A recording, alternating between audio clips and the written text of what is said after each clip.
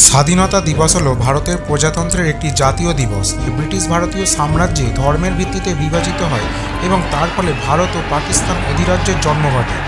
দেশভাগের সময় সাম্প্রদায়িক দাঙ্গায় প্রচুর ক্ষয়ক্ষতির ঘটনা ঘটে। এরপর থেকে প্রতি বছর স্বাধীনতা দিবস উপলক্ষে ভারতের প্রধানমন্ত্রী লালকেল্লায় জাতীয় পতাকা উত্তোলন করেন এবং জাতির উদ্দেশ্যে ভাষণ দেন। কিন্তু সেই সঙ্গে রাওলাট আইনের মতো দমনমূলক আইনও পাস হয় এবং ভারতীয় স্বাধীনতা সংগ্রামীরা স্বায়ত্তশাসনের দাবি তোলেন এবং অল ইন্ডিয়া মুসলিম লীগের নেতৃত্বে মুসলিম জাতীয়তাবাদের উত্থানের মতো ঘটনাগুলি এই দশকে।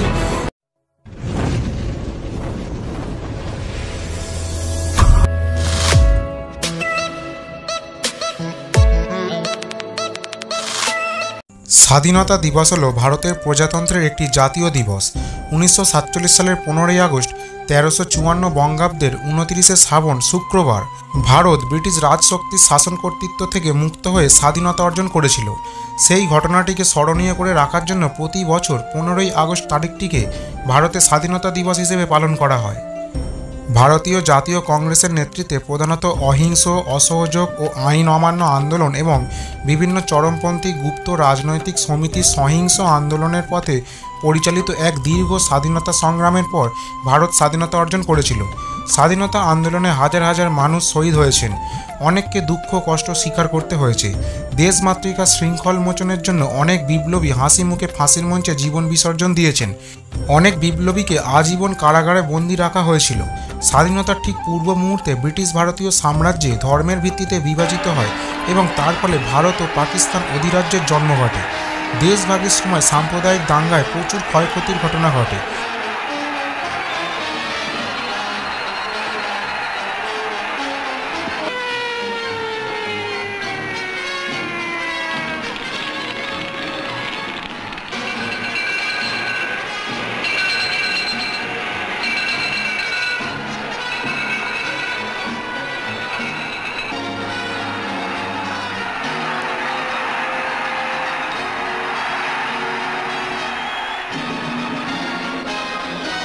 অনেক মানুষ প্রাণ হারান এবং 1,50,00,000-এরও বেশি মানুষ বাস্তুহারা হন।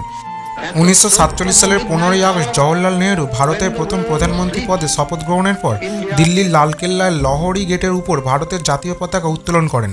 এরপর থেকে প্রতি বছর স্বাধীনতা দিবস উপলক্ষে ভারতের প্রধানমন্ত্রী লালকেল্লায় জাতীয় পতাকা উত্তোলন করেন এবং জাতির উদ্দেশ্যে ভাষণ দেন।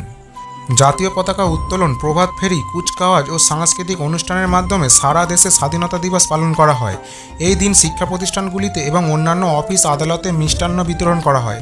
কিন্তু এটি একটি জাতীয় ছুটির দিন হওয়ার দরুন সর্বত্রই পঠন পাঠন ও কাজকর্ম বন্ধ থাকে। এবার আপনাদের বলি ভারতের স্বাধীনতা সম্পর্কে দীর্ঘ ইতিহাস। 17শো শতাব্দীর মধ্যে ইউরোপীয় বণিকেরা ভারতীয় উপমহাদেশে তাদের বাণিজ্য কুঠি প্রতিষ্ঠা করেছিলেন। 18শো শতাব্দীর মধ্যে অপ্রতিরোধ্য সামরিক শক্তির জোরে ব্রিটিশ ইস্ট ইন্ডিয়া কোম্পানি ভারতের প্রধান শক্তি হিসেবে নিজেদের প্রতিষ্ঠা করেন। 1857 সালে প্রথম স্বাধীনতা যুদ্ধের পরের বছর ভারত শাসন আইন পাস হয় এবং উক্ত আইন বলে ব্রিটিশ রাজশক্তি কোম্পানির শাসনের অবসান ঘটিয়ে ভারতের শাসনভার স্বহস্তে তুলে নেয়। পরবর্তী কয়েক দশকের মধ্যে ভারতে আধুনিক শিক্ষায় শিক্ষিত এক নাগরিক সমাজের উদ্ভব ঘটে। এই সময়কার সর্বাপেক্ষা উল্লেখযোগ্য ঘটনাটি হল 1885 সালে বোম্বাইয়ের গোকুল দাস তেজপাল সংস্কৃত কলেজে ভারতীয় জাতীয় কংগ্রেসের প্রতিষ্ঠা।